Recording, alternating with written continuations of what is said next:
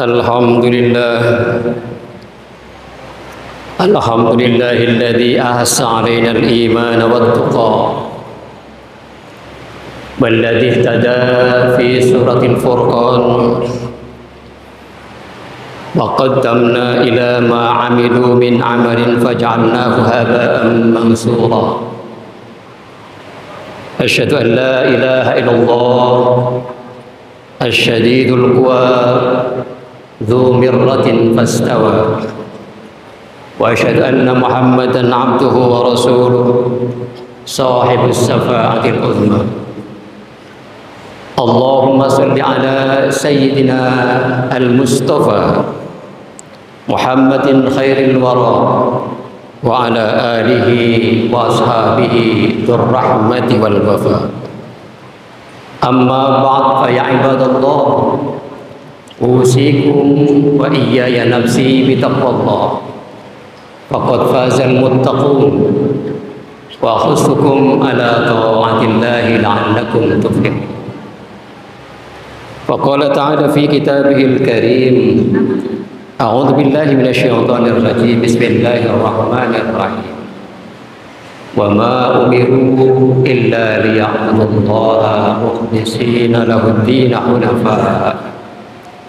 Wa qala Rasul sallallahu alaihi wasallam innamal a'malu binniyat wa innama likulli imri'in ma nawa. Sadaqallahul azim wa sadaqa rasulul habibul karim wa nahnu ala dzalika minasyahidin wasyakirin walhamdulillahi rabbil alamin. Kaum muslimin jama'atul rahimakumullah, as'adakumullahu hayatakum. Mari kita bersyukur kepada Allah Subhanahu wa taala dengan mengucapkan alhamdulillah. Mudah-mudahan talfiz syukur kita dengan lisan kita sebagai tanda dan ungkapan akan keingatan kita terhadap kekuasaan Allah Subhanahu wa taala yang telah melimpahkan segala nikmat-nikmatnya kepada kita.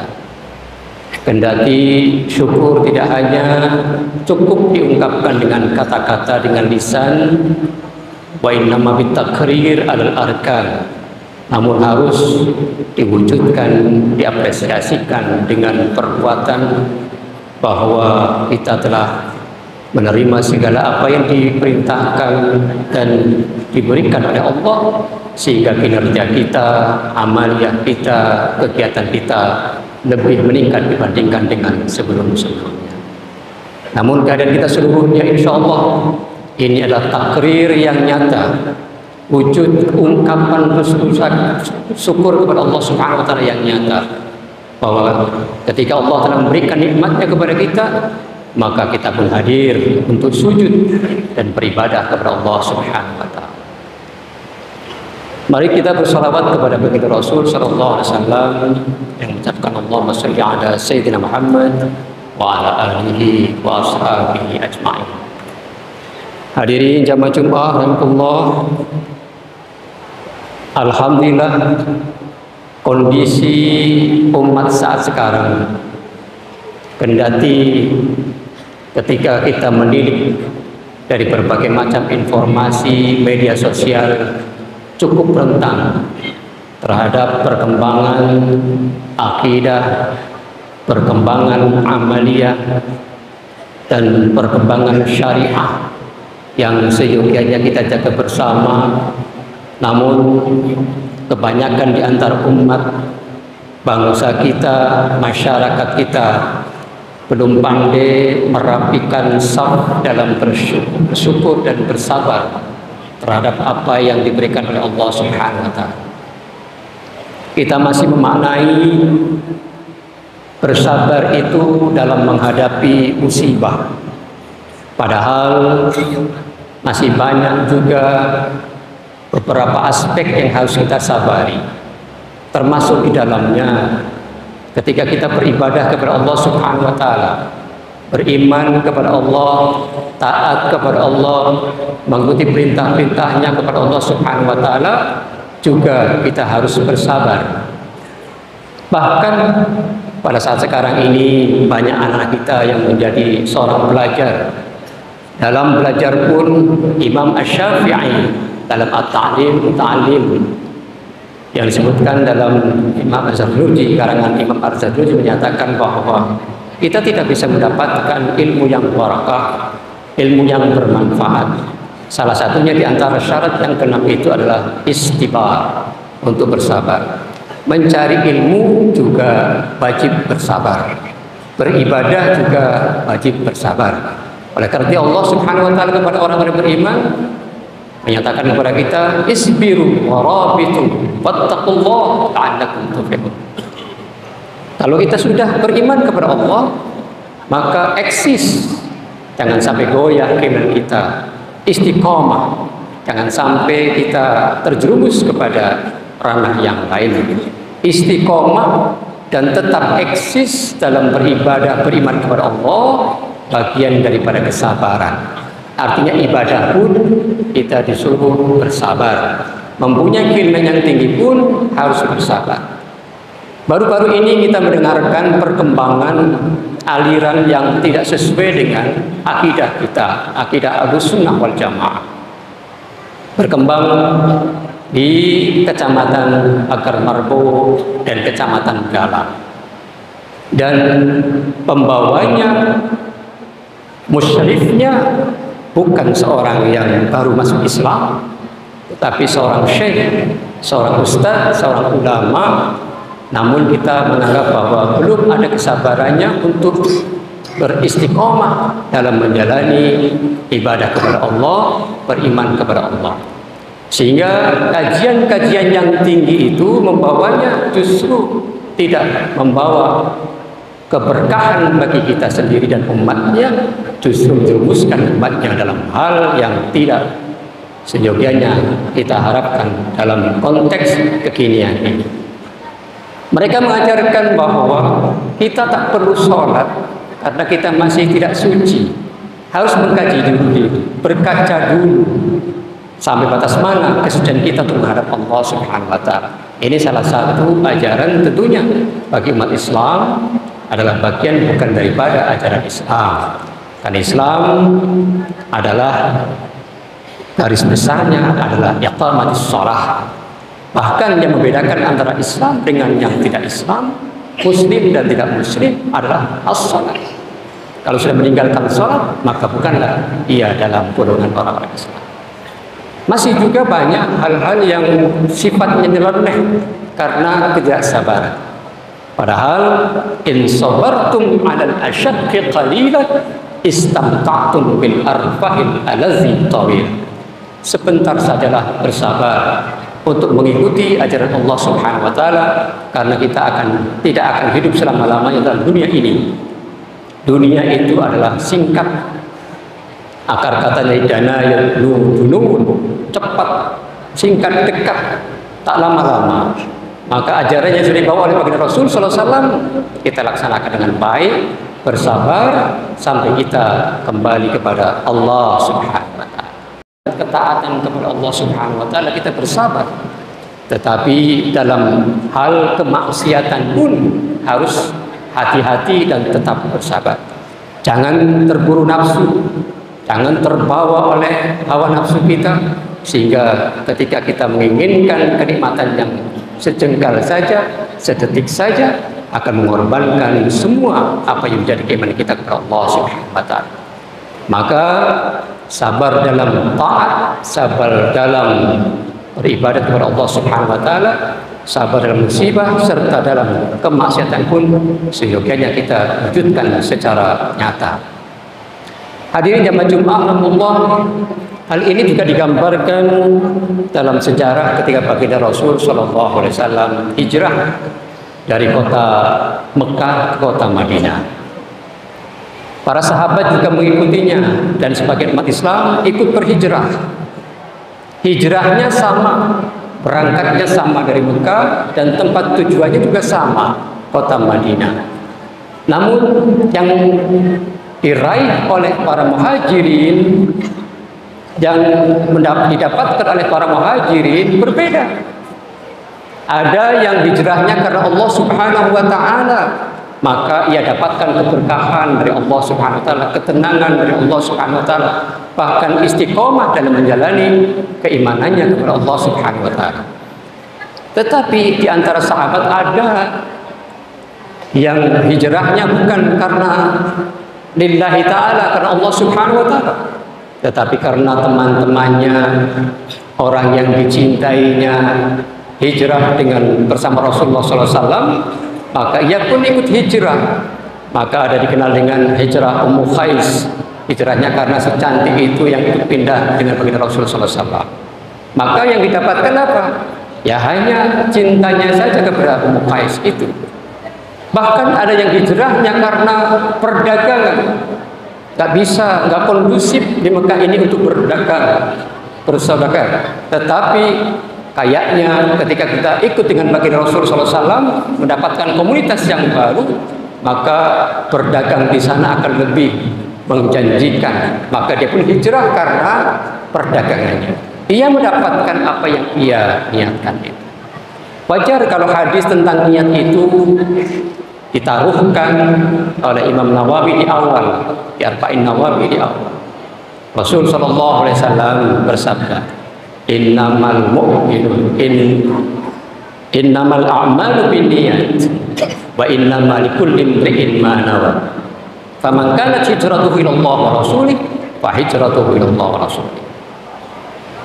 Itulah konteks daripada awal dan meluruskan agar ia menjalani niat dalam kehidupan ini dengan lurus sesuai dengan apa yang kita inginkan. Bila kita menuju kepada suatu tempat, suatu tangga, suatu jabatan, kemudian mempunyai niat apa yang diawali, yang terdekat dalam niat kita, maka akan itu yang kita dapatkan. Tetapi kalau kita diawali dengan niat yang bagus, maka insya Allah Allah pun akan berikan yang baik untuk kita.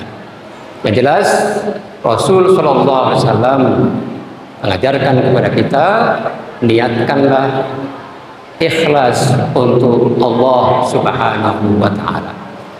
Kalau sudah tujuannya kepada Allah, maka hal-hal yang lain yang berkenaan dengan rambu-rambu atau sinyal-sinyal yang tidak sesuai dengan ajaran Allah Subhanahu wa taala akan tersisihkan. Tetapi kalau mempunyai niat yang berbeda, tendensi keduniaan, maka untuk mengalahkan istiqomah kita kepada Allah, khulusun niat kepada Allah, sebagaimana Allah sebutkan tadi di awal yang kami sampaikan di khutbah, mukhlishina lahuddin, secara ikhlas karena kita beragamakan Islam, maka sepertinya akan jauh untuk bisa menanggulanginya, untuk bisa membentenginya. Maka luruskan niat apapun kegiatan kita, kecil atau besar, berat atau ringan. Bukan masalah berat atau besarnya pekerjaan kita, tetapi yang utama adalah batasan apa yang akan menjadi niat kita dalam pekerjaan itu. Kecil besar, kalau niatnya yang salah, maka yang kecil pun akan salah, apalagi yang besar. Berat dan ringan, kalau niatnya sudah salah, maka bukan menjadi beban bagi kita. Beratnya yang ringan pun akan salah, apalagi yang berat. Namun andaikan kita sudah meniatkan diri lillahi ta'ala, maka sekecil apapun akan diarahkan dan diberi pahala oleh Allah Subhanahu wa taala, apalagi yang besar. Seringan apapun pekerjaan kita, kalau sudah kita niatkan lillahi ta'ala, maka yang berat pun akan menjadi pahala yang besar bagi kita semua. Hadirin jamaah Jumat rahimahullah, pernah kita mendengarkan kisah di masa baginda Rasul SAW. Sahabat pernah mendengarkan baginda Rasul menceritakan. Riwayat ini disampaikan oleh Abdullah bin Umar. Ada 3 pemuda yang dalam perjalanannya itu singgah dalam sebuah gua. Tiba-tiba ketika masuk dalam gua, dan istirahat di dalamnya, tertutuplah gua itu dengan batu yang besar. Karena ketika itu ada badai yang menimpa di padang pasir. Sehingga ketika pemuda ini khawatir dan akan memberikan satu ujian bagi mereka, akankah kita keluar dengan batu yang besar itu? Namun baginda Rasul SAW memberikan kisah dan cerita kepada kita dalam sabdanya, ternyata mereka bisa keluar dengan niat-niat yang bagus, niat-niat yang khulus, yang pernah dikerjakan sebelum-sebelumnya. Mereka tiba-tiba sepakat, sepertinya Allah Subhanahu wa Ta'ala akan menolong kita andaikan kita mempunyai amal soleh, perbuatan yang baik, yang niatnya juga niat yang baik, yang memang itu bagian daripada kebaikan seumur hidup dia. Mereka bersepakat, mari kita pikirkan masing-masing apa kebaikan kita selama hidup ini, yang memang betul-betul tanpa ada indikasi apapun, tanpa ada tendensi apapun, tanpa tujuan ria dan lain sebagainya, namun ikhlas dikerjakan karena Allah Subhanahu wa Ta'ala. Salah satu dari mereka mengatakan, aku dapat. Apa yang Anda dapatkan? Dulu ketika aku muda dan kaya, semua apa yang aku inginkan aku dapatkan. Bahkan ada sepupuku yang cantik di masa itu, satu-satu orang yang paling cantik itu, padahal akan kubeli dan akan kunikahi, tapi tiba-tiba dinikahi oleh orang lain. Saya ajak-ajak, saya bisik-bisik, saya rayu-rayu untuk bisa berselingkuh denganku. Namun si perempuan ini menolaknya. Tatkala itu aku pun tak merasakan sakit hati karena memang ia milik orang lain, dan tetap bersabar. Mudah-mudahan suatu saat nanti kelak akan mendapatkannya dengan cara baik-baik. Namun suatu ketika keluarganya mendapatkan musibah yang luar biasa, bangkrut dagangannya, sehingga tiba-tiba ia datang permohon kepadaku, ingin meminjam uang untuk hutangnya. Tiba-tiba hati yang busuk dari dirinya menyatakan, akan kuberikan tapi dengan satu syarat. Saya mau memberikan uang 120 dirham, tetapi dengan syarat kamu mau tidur satu malam dengan saya. Boleh, nggak apa-apa, kalau sudah terputus. Ternyata setelah diberikan, ia pun mau. Di saat ia tidur, teringat dua-duanya bahwa mereka bukanlah pasangan yang sah. Dan ia ingat akan ajaran Rasulullah SAW dan mengatakan, wahai sahabat, kita tidak sah untuk hidup bersama karena aku istri orang dan engkau pun adalah orang lain yang bukan mahram. Mereka terkejut dan terbelalak dan menyatakan astagfirullahaladzim, dan mereka pun sadar, pergilah dengan uang yang 120 dirham itu, saya ikhlaskan, mudah-mudahan bisa membantu keluarga. Sampai saat sekarang hanya itulah yang murni aku menyatakan ikhlas memberikan 120 dirham, dan saya tidak mau tidur bersama orang yang tidak sah akan nikahnya, dan ikhlas karena takut kepada Allah Subhanahu wa Ta'ala. Ingat akan perlindungan Allah Subhanahu wa Ta'ala yang telah akan diberikan kepada 7 golongan, diantaranya adalah ketika ada orang yang cantik mengajaknya untuk bermesraan dan ia mengatakan inni akhafullah, aku takut kepada Allah Subhanahu wa Ta'ala, maka dia akan mendapatkan perlindungan dari Allah Subhanahu wa Ta'ala. Itulah salah satunya yang aku katakan bahwa ini adalah amal kebaikan kepada Allah Subhanahu wa Ta'ala tanpa ada tendensi apapun. Tiba-tiba tergoyahkanlah batu besar itu, nampak sinar dari luar sedikit. Alhamdulillah. Anak muda yang kedua kemudian mengatakan, aku pun ada amal solehku. Apa? Saya setiap hari tidak akan memberikan susu kepada siapapun sebelum emak dan ayahku minum susu dari perasan unta yang aku peras. Pada suatu saat Karena sibuknya pagi-pagi aku berlarian mencari apa yang aku butuhkan. Tiba-tiba saya belum peras susu unta untuk mama sampai ke sorean. Bahkan budak-budakku pun belum kasih susu. Maka aku peraslah sore itu susu dari unta itu dan akan kuberikan kepada orang tuaku. Tiba-tiba begitu sampai masuk ke dalam kamar, ayah dan ibuku sudah terkantuk, sudah ngantuk-ngantuk, sudah mau tidur. Saya peganglah susu itu, mudah-mudahan nanti di tengah malam ia bangun dan bisa minum susuku itu. Ternyata sampai fajar ia baru terbangun dan baru minumkan. Dan saya mengikhlaskannya untuk memegang susu itu dalam sebuah gelas dari mulai Isya sampai fajar menanti orang tuanya bangun. Alhamdulillah diminumnya susu itu, baru aku teringat kepada budak-budakku, para pegawaiku yang baru bekerja belum minum susu dari unta. Itulah saya menunggu tengah malam sampai fajar hari karena Allah Subhanahu wa taala, karena aku berbakti kepada orang tua. Itulah satu-satunya kebaikanku kepada orang tuaku dan kepada Allah Subhanahu wa taala. Ya Allah, andaikan inilah sebuah amal yang soleh bagiku, tolong bukakanlah pintu gua itu ya Allah. Terbuka, alhamdulillah, sudah mulai bisa masuk kepala mereka berdua. Tinggal anak muda yang terakhir itu, apa kira-kira amal soleh gua? Anak muda, kayaknya ada juga amal solehku. Mudah-mudahan bisa membukakan pintu gua ini. Apa? Berdoalah kepada Allah Subhanahu wa taala, mudah-mudahan Allah bisa membukakan pintu itu. Dulu aku sebagai bos dan mempunyai karyawan itu banyak sekali. Karyawanku ada sebagian mereka yang resign keluar tapi tanpa permisi karena mengeras pekerjaan di padang pasir itu. Mereka ada yang keluar dari pekerjaan tetapi tidak meminta gaji sisanya. Dan aku pun tak ingat siapa-siapa mereka di antara mereka yang keluar dari pekerjaanku dan tidak meminta gaji yang ia tinggalkan itu. Namun aku tak memakainya.